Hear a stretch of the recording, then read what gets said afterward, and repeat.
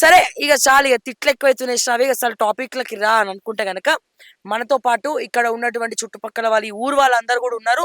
అసలు ఈ బొందలగడ్డ కబ్జా అయింది 2017 సంవత్సరంలో. మరి ఈ గూడెం మైపాల్ రెడ్డి తమ్ముడు చేసినటువంటి ఆ లత్కోర్ పని ఏంది, ఇవన్నీ ఏంది ఒకసారి వీళ్ళ మాటలోనే తెలుసుకుందాం. నమస్తే అండి. నమస్తే మేడం. చెప్పండి సార్, మీ పేరు? నా పేరు సంజీవ్ మేడం. నేను Yes. అడ్వకేట్‌ని. Mm. మా మదరు మాజీ సర్పంచ్, కాంగ్రెస్ పార్టీ. ఓకే. అయితే దీని చరిత్ర మీకు చెప్తాం మేడం. అసలేంది వాస్తవం ఇదేంది సమస్య అనేది.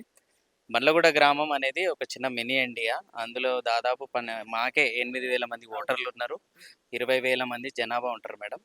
మాకున్న ప్రధాన సమస్య శ్మశాన వాటిక. హిందూ, ముస్లిం, క్రిస్టియన్ అన్ని మతాలు కలిసి ఉన్న ప్రాంతం మా బండ్లగూడ. అలాంటిది మాకు ఇక్కడ మసీద్ కుంటకు సంబంధించి 2 ఎకరాల 14 గుంటలు శ్మశాన వాటకు కేటాయించింది జరగడం జరిగింది. అయితే మేము ఇంకా పుట్టలేము ఆ టైంలో. ఇట్లా పెద్ద మనుషులు ఉన్నారు. ఆ టైంలో టీఎస్ఐసి ల్యాండ్కి అంత వాల్యూ లేదు. అప్పట్లో శర్మ అనే ఒక ఇండస్ట్రియల్ దాత ఇక్కడ గ్రేవీ యార్డ్లు అవన్నీ ఉన్నాయి కాబట్టి ఈ స్థలాన్ని అంత వాల్యూ ఇవ్వకుండా ఆయన దీన్ని డొనేట్ చేసిందనే ఉద్దేశంతో ఇక ప్రజలు దీన్ని కబ్రస్థాన్గానే భావించారు. సో అంతకుముందు కలెక్టర్ స్మితా సబర్వాల్ కూడా గారు కూడా గవర్నమెంట్కి సంబంధించి అన్ని ప్రొటెక్షన్ చేసినప్పుడు దీనికి కూడా కంచె వేయడం జరిగింది. ఆ తర్వాత మీ అందరికీ తెలిసిందే 2014 నుంచి 2019 తర్వాత కూడా అధికారం మేము కాంగ్రెస్ పార్టీ మేడం అంతకుముందు. సో మేము దీని గురించి అనేక పోరాడినాం. కేసులైనా మాతో పాటు గ్రామస్తుల అందరి మీద కేసులు అవ్వడం జరిగింది. అయితే ఈ ఇట్టి స్థలము టిఎస్ఐసికి సంబంధించిన 11A/4 ల్యాండ్కి సంబంధించింది. దీంట్లో ప్లాటింగ్ చేసిండ్రు.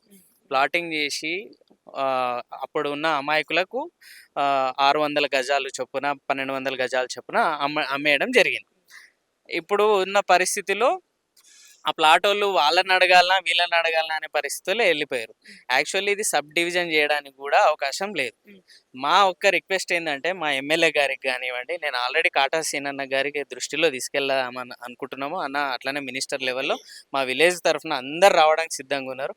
మా రిక్వెస్ట్ ఏంటంటే మాకు శ్మశాన వాటిక ప్రాబ్లం ఉంది కాబట్టి ఇక్కడ కొన్న ఈ ప్లాట్ వాళ్ళని ఎవరు మోసం చేసిర్రు, ఏం చేసిర్రు అనేది ఆ దేవుడికి తెలవాలి, ఆ ప్లాట్ వాళ్ళకే తెలవాలి. ఆల్రెడీ శ్మశాన వాటిక కాబట్టి వేరేది ఎందుకు ఉండాలి మీకు? అదే మేడం, శ్మశాన వాటిక మాకు లేదు కాబట్టి ఇది ఒక దాత ఇచ్చిపోయిండు. దాత డొనేట్ చేసిండు కాబట్టి మేము ఆల్రెడీ టీఎస్ఐసి వాళ్ళకి కూడా ఇన్ఫార్మ్ చేయాలనుకుంటున్నాం. ఏమని, దీని మీద పూర్తి సమాచారం డీటెయిల్స్ ఇవ్వండి. ఇవి నిజంగా వీళ్ళ డీటెయిల్స్ నా దగ్గర ఉన్నాయి మేడం. ఇది నిజంగా వాళ్ళ ప్లాట్లేనా, ఇది లీగల్గా తీసుకున్నారా లేదా అనేది అంతా ఎంక్వైరీ చేసి ఇది మాకు ఇస్తే గనక చాలా గ్రామస్తుల ఉద్దేశంలో ఒక దేవుడై ఉంటారు. అది ఇప్పుడున్న ఎమ్మెల్యే గారికి మంచి అవకాశం, ప్రజలకు ఒక మేలు చేసే అవకాశం ఉంటుంది. కాబట్టి ఈ ప్లాట్ వాళ్ళకు టీడీఆర్ ఇస్తారా, వాళ్ళకి నష్టపరిహారం కట్టిస్తారా, అది మీరు దయచేసి ముందుకు వచ్చి వాళ్ళకు న్యాయం కాదు ఫస్ట్ ప్రజలకు న్యాయం చేసి, మీరు ఎప్పుడైతే కొబ్బరికాయ కొట్టిరో అది 2 ఎకరాల 14 గుంటలకు కొట్టిరా ఈ స్థలం ఇక్కడ ఆల్రెడీ మైపాల్ రెడ్డి గారు కొబ్బరికాయ కొట్టి వెళ్ళారు గతంలో. ఇక్కడ ఆ ఫొటోస్ వీడియోస్ కూడా మన దగ్గర ఉన్నాయి. సో నేను అదే అడుగుతున్నాను, ఇక్కడ వరకు మాకు కొబ్బరికాయలు అంటే శంకుస్థాపన మేడం. ఇప్పుడైతే శంకుస్థాపన చేసి ఏం చేసి ఇక్కడ అంతా కూడా ప్లెయిన్ ల్యాండే ఉంది కదా. ప్లెయిన్ ల్యాండ్ ఉంది మేడం. అది సబ్ డివిజన్ కాదు కదా మేడం. ప్లాట్లు ఇచ్చినా దాన్ని సబ్ డివిజన్ చేసే అవకాశం కూడా లేదు. అది కూడా మోసమే. నీకు ప్లాట్లు చేయడమే మోసము. నీకు సబ్ డివిజన్ అప్రూవల్ లేదు. మరి వాళ్ళు ఆ టైంలో మళ్ళీ మూడోసారి గెలుస్తా అనుకొని వాళ్ళు మాయమాటల్లో పడ్డారా, మరి ఎవరు అమ్మిరా అనేది మనం మొత్తం లోతుగా మనం చెప్తేనే దాని బయట నేను ఓపెన్ గా చెప్పగలుగుతాను. మాకు అది ఆ సబ్జెక్ట్ కాదు. మాకు కావాల్సింది శ్మశాన వాటిక. దయచేసి ఎమ్మెల్యే గారికి మీ తరఫున, మీరు మాకు డేరింగ్ అండ్ డాషింగ్ యాంకర్ కాబట్టి మీరు ప్రతిదానికి న్యాయంగా పోరాడతారనే మాకు నమ్మకం ఉంది కాబట్టి విశ్వాసంతో ఈ సబ్జెక్ట్ మీకు తీసుకొస్తున్నాం మేడం. ఇది మాకు శ్మశాన వాటికకు చేయగలిగితే మీరు మాకు అందరూ దేవుళ్ళలాగా భావిస్తాం. ఇప్పుడున్న ఎమ్మెల్యే గారు కూడా మాకు ఎలాంటి ఎమ్మెల్యే గారి తరఫున మాకు కూడా ఎలాంటి భేదాభిప్రాయాలు లేదు. కాకపోతే మేము అడిగింది శ్మశాన వాటికి మాకు ఇన్ఫర్మేషన్ ఇచ్చేది ఉండే. కొబ్బరికాయ కొడుతుంటే మనం ఎందుకు కొట్టనిచ్చారు మీరు? మేము లేము మేడం, మాకు ఇన్ఫర్మేషన్ లేదు, ఎవరికి లేదు.